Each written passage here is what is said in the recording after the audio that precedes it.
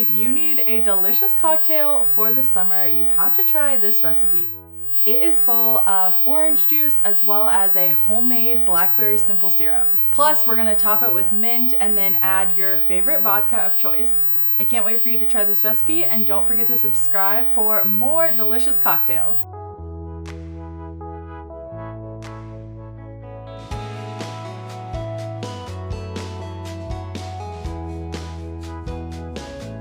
This fruity orange and blackberry Tito's cocktail refresher is going to be your new go-to summer drink. Here's how to make it. First, we're starting by making a blackberry simple syrup.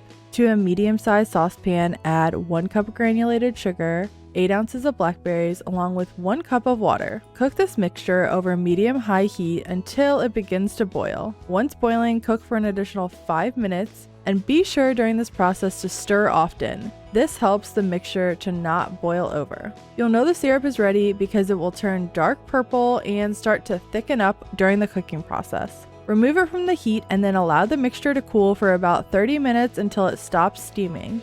This is about the consistency that you're looking for with the syrup. From here, place a fine mesh strainer over a bowl and then pour the mixture into the strainer to separate the seeds from the simple syrup. I like to push on the berries just to release any extra juice.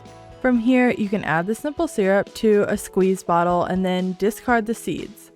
You'll have more simple syrup than you'll need to make one batch of these cocktails, but don't worry, you can store the leftover syrup in a sealed bottle in the refrigerator for up to 2 weeks and make additional cocktails with it. Alright, now that we have our simple syrup, we're moving right along to build the cocktail. Add 12 fresh mint leaves into a cocktail shaker and muddle those together until you start to smell the mint. From here, it's time to add the blackberry simple syrup. You'll need 3.5 ounces. And if you're like me, you'll probably spill some along the way, but no worries. Next, we're measuring out 6 ounces of pulp-free orange juice. This is an easy way to add the orange flavor in without having to hand squeeze tons of oranges. And then come behind that with 4.5 ounces of vodka. I love Tito's for this, but you can use any vodka of your choice. Now add in some ice to get this cocktail nice and cold. You can see that it's a bit full, and that's because this recipe actually makes 4 cocktails. But don't worry, just transfer it back and forth in between each of the cocktail shaker cups instead of shaking it up.